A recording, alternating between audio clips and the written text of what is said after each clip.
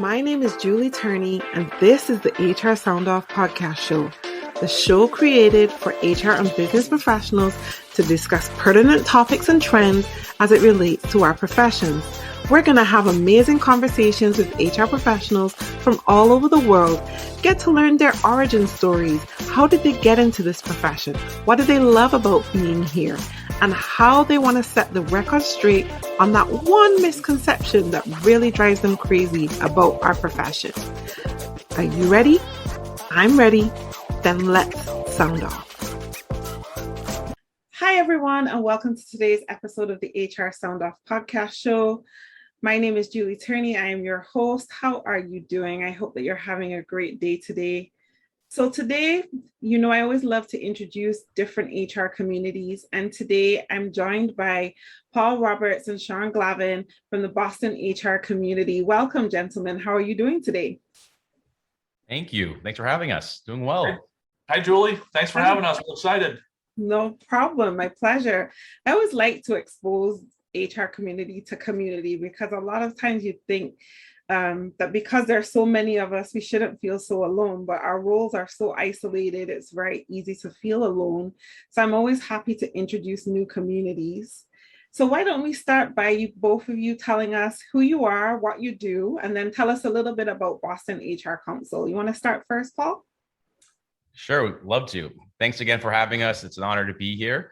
We're excited to see you in a little bit, the Boston HR Council as a guest speaker. So it's probably a good place to start to give your audience an idea what the BHRC is all about and maybe how we started. But so 2019, December, if you can remember that world, Sean and I thought it'd be a great idea to meet every month with HR executives in the greater Boston area at a nice fancy restaurant once a month and talk about important HR trends and needs. And the idea was really to create an intimate setting among the HR elite in Boston. And we use the word elite on purpose, meaning the true HR executives who have been doing this for a long time, who have the role of CHRO or CPO.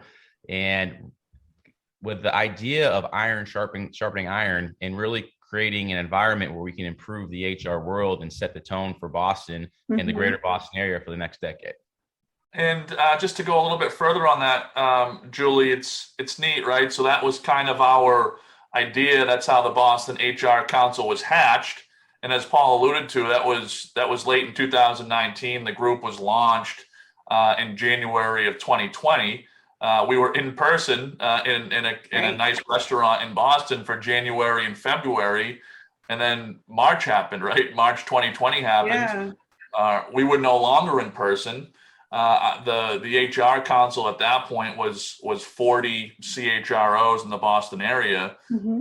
And Paul and I, we joke about this all the time, and it seems kind of funny now, right? I mean, look at what we're doing here on Zoom, but at that time, Paul and I, we didn't have a ton of experience with virtual content and virtual engagement, right? I think back then we were using WebEx when we had to, and that was like driving a rocket ship for both of us.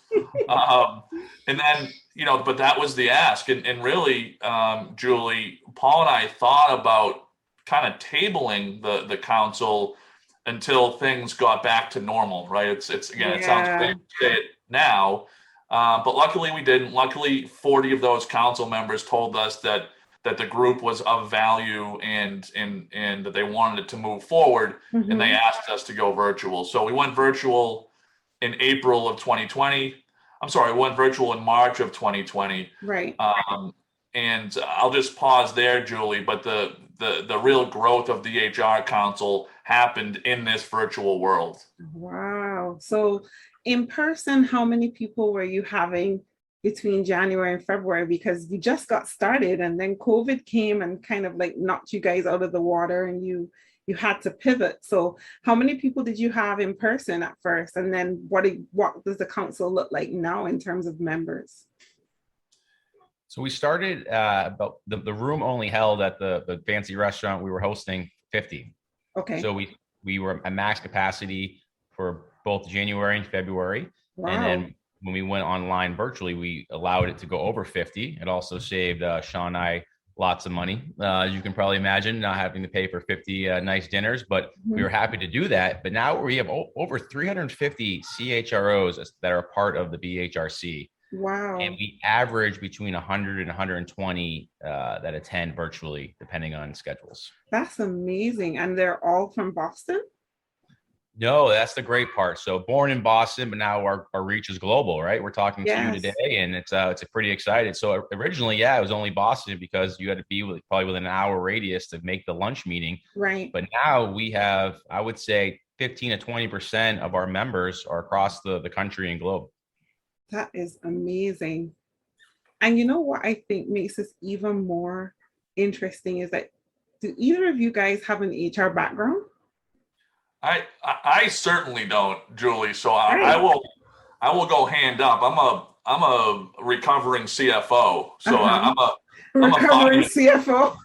I'm a finance person. So I do not have an HR background. I'll defer over to Paul, who's been in the HR consulting world now for a long time. But Paul, what would you say? Would you call yourself an HR background person?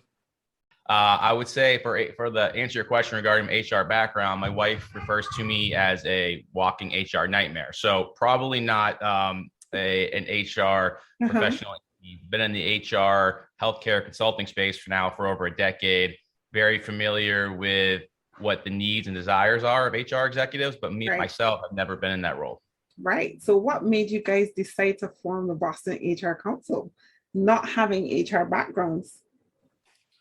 Yeah, it's a great question, Julie. So Paul and I are both partners at a firm called Locked In Companies. You won't hear us talk about it at all during the Boston HR Council. We keep a pretty strict firewall between the two, but as partners at Locked In, we oversee a couple advisory teams.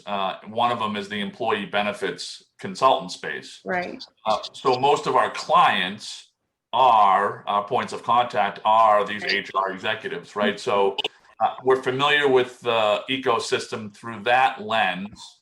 And actually it was a whole bunch of them that kind of reached out to us early on and said, guys, there's an opportunity to create an executive group here, and we think you're the right guys to do it. So that's kind of the impetus for us, is to be able to meet and talk to and provide value to this community. That's really where we find the kind of the motivation. Awesome. So what do you guys talk about? What does a Boston HR Council meeting look like? So it's funny you asked, Julie, right? When we first started, the ask of the group was, hey, Sean and Paul, put together a really top-notch event every month. We'll tell you what we want to hear about, and you can go out and get the best, most expensive speaker in that area and bring them to us, and we would love that, right? So when I think back now to January and February of 2020, January, the group was very interested in protecting the cyber identity of their employees. So we brought in an expert in that space. Right. And then in February, in honor of Black History Month, the group wanted to have a very in-depth discussion around DE&I. Right. So we brought in JP Morgan and Chase's top DEI person. And so that was kind of the protocol before we went virtual. Right. After we went virtual, Julie, in April of 2020, right? So if you could think of April 2020, everything in the world that was happening, all of the challenges and the considerations that the HR executive was having to work through and think about, Paul, in all of his wisdom, said to me, hey, why the heck are we asking for outside speakers to come in and speak to this council? Why wouldn't we just ask the council members themselves to be the speakers and talk about what they're feeling, what they're missing, what they need, what they're passionate about? So we approached the group, and at that point it was still only 50 council members. We approached them and said, hey, what do you folks think about this? And Julie, I'm telling you, secret sauce, ingredient X, whatever you want to call it, that was the magic right there, because they jumped on, right away. We're booked. The council's booked speaker wise all the way out into the middle of 2022. We're very lucky that somebody had a board meeting and gave us the opportunity to sneak you in November, which we're very grateful for. Yeah. But that's the secret sauce right there. So the council members come and bring their own topics to each council event, and it looks and feels a lot like I'd almost call it a TED Talk, if you will, right, where they're little 15-minute sound bites of something that people are thinking about, need help with, a challenge they faced. And then the best part of it is they offer their direct communication and direct contact to the whole council should anybody want to jump on and talk more directly one-on-one. So it's been really neat, and it's grown. Paul said we're over 300 council members now. And every time we put someone like you on a ticket, right, we get a whole bunch of more executives across the globe and across the country. So it's been great. Awesome. I think that you guys are doing an amazing job, and I want to congratulate you for sticking it out and finding a way to make it work despite the pandemic. And I know that Boston HR Council is going to be absolutely amazing. Pandemic or no pandemic, you guys are set to win. What advice would you give to anyone right now who is an HR professional that is feeling lost, doesn't feel like they have a sense of community? What words of encouragement would you give to them today? I'll put on my BHRC hat here, Julie, and say, get to the BHRC page, follow us, send us a note, and we'll get you a part of the group. But no, in all seriousness, Julie, I've learned so much from this group over the past 18 months, almost 2 years now. And the one thing I've really learned is that nobody has it all figured out in that function, right? In that HR executive role, that people function. Exactly. Nobody has it figured out. In fact, the people that I see that have done the best at it are the ones that can admit that soonest and then get into a space where they can be vulnerable and lean on people and kind of collectively build their skill set through the skills of others, right? Yeah. So I know that's kind of a little long-winded and easier said than done, but my suggestion would be is kind of let down your guard a little bit if you find the right group to do so in. Thank you so much for that. Paul, what are your words of advice? Yeah, it's a great question. Just to add on to echo Sean's sentiments, especially for a lot of type A HR executives, I know I would include myself in that category. I think we are not in control. So remember that. And even with this choppy connection right now that I can see, just let it go, and people understand what you're going through. And if you can remember that ultimately you're not in control, I think your results will be a lot better. Yeah, thank you so much. That's beautiful. I wish you both all the best. I wish every success to the Boston HR Council. I am looking forward to joining you in November, but I'm also looking forward to seeing how I can sneak my way in as a member. Love to have you. You're in. Awesome. What are you guys reading, watching, listening to right now that you'd like to share with our listeners that you think they'll enjoy? One book I find very helpful is the catchy title. It's called Surrounded by Idiots.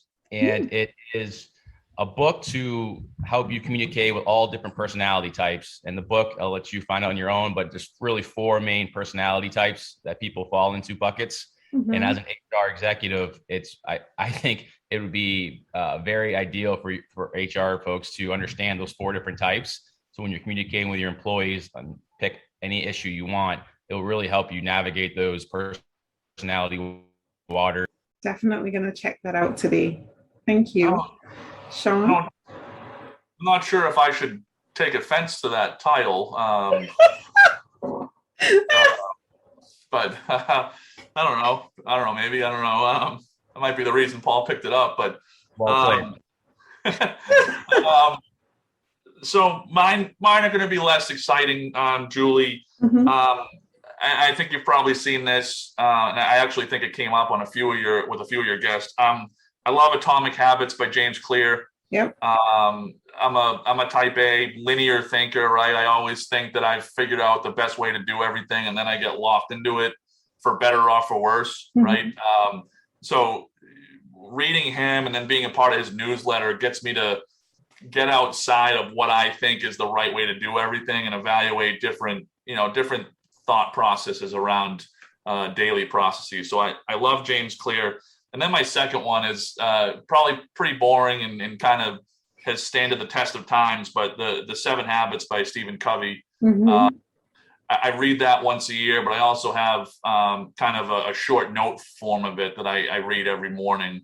And I think that book does a pretty good job for I think anybody, but definitely any executive, to kind of talk about, the full scope of things that you have to consider when you're leading folks. And even, more importantly, what you have to consider for yourself if you're going to put yourself in one of those positions. So those 2 things. And then I don't know if this is going to be too grave or not, but on Netflix, because of the kind of the 20th year anniversary, I've looked at a lot of the 9/11 documentaries. Because I mean, of course, that was such a time in history, but for me personally, I was pretty young. I was a high school student when that happened. Wow. And wanting to get a better appreciation of what folks went through and kind of how you can be mindful of what those people went through. Watching that now as an adult with a family and with children, it just makes me feel a little different than, of course, it did, back when I was younger. So I don't know if that was too grave for the podcast, but it was my honest answer. Got you. I actually recently watched Worth with Michael Keaton. And that was an education into I never even gave thought to how attorneys, like how they went about that process of determining what people who died in 9/11 were worth. And just watching that movie kind of really made me step back and go, wow, those people, the people who lost loved ones went through a lot, but the survivors as well. And then his team going through that process, and it kind of made me put my HR hat on as well, to just the way he approached those people in the beginning. I was like, wow, so many mistakes. Right. So many mistakes.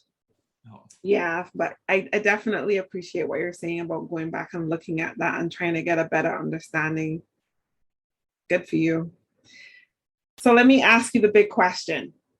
What is the biggest misconception about HR that really bothers you that you want to set the record straight on right here, right now? Yeah, it's a great question, Julie. And I'll go first and let Paul jump in after. Again, neither of us HR practitioners at all in our career, but we certainly have learned a ton about the function. I mean, I'm trying to think how many hour-long conversations we've had like this with CHROs in the last 2 years. It's got to be north of 150, maybe 200 folks that we've really learned a lot about.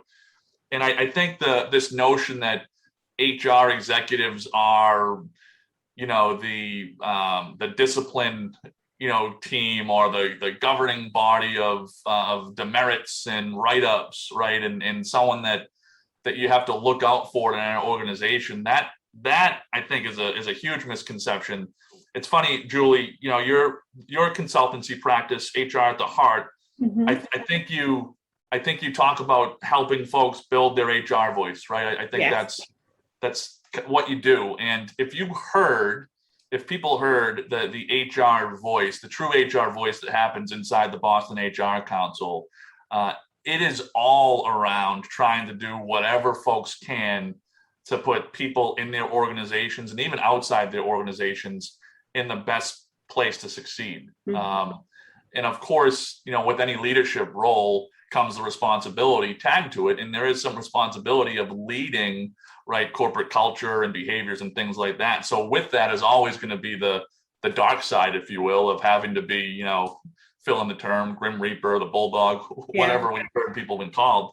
But I think the actual essence of the HR and the people function is to elevate all people. So I think that's the biggest misconception. Yeah. Thank you so much for sharing that. Paul? Sure. I guess, yeah, growing up in my young career, I always thought if HR was in the room, someone was getting fired. And that was my first misconception of HR, and, that they were the fun police and they always took the side of the company. But it's just not true. We have had the pleasure of getting to know so many great HR professionals, and they are some of the most fun people that we know. Yeah. To the point where we wonder how they even got jobs in HR. But it's great people side, and I definitely can resonate with that last comment. However, we also meet a lot of HR professionals that you think that they are people person, and they're not. They're a lot are introverts. Some have to put on a mask every day to play that role, and deep down it's very uncomfortable for them, and they don't like speaking. They don't like, they'd rather read a book by themselves in the corner. So we have to appreciate, understand that, there's all different types of HR people, and they're all having their own battles, and that's the misconception for me that I've definitely learned through founding the BHRC with Sean. Awesome. Thank you so much for sharing what you've learned. And thank you for clearing up those misconceptions, because I think they are really important ones. I know a lot of times, there are many days that I've been doing my job and just interacting with people completely depletes me. If I start my day with all the energy in the world, by the time, depending on how many people I've interacted with, will determine if when I get home, I need to go straight to bed or if I have enough energy to give to my family, So I know it's really hard. Doing this role is not easy, but we are really great people once you get to know us. We're a fun bunch of people. Sorry that Paul and I are draining you this early, Julie. No. That's quite okay. I love to do. I want to thank both you, Sean and Paul, for joining me today. You have survived your time in the sound booth. Thank you so much. We wish Boston HR Council all the very best. And we look forward to hearing more, learning more about you guys in the future. I will share all of your resources in the comments, as well as the link for people to access the Boston HR Council. So thank you. Thank you, Julie. Look forward to seeing you in November. Thanks, Julie. Yep, November 18th, 12 noon to 1 p.m. Eastern Standard Time. If you're interested in hearing Julie, please let us know. Thank you for joining us in the sound booth today. I hope that you found this information from this episode useful. You can find me on all social media platforms at I am Julie Turney. That's I-am Julie Turney. And you can find this episode or this show on most digital platforms, Google Podcasts, iTunes, Spotify, you name it, we're there. Thanks to Anchor FM and Rock Solid Entertainment for helping me to put this content together for you. And I will see you again in the next Sound Off.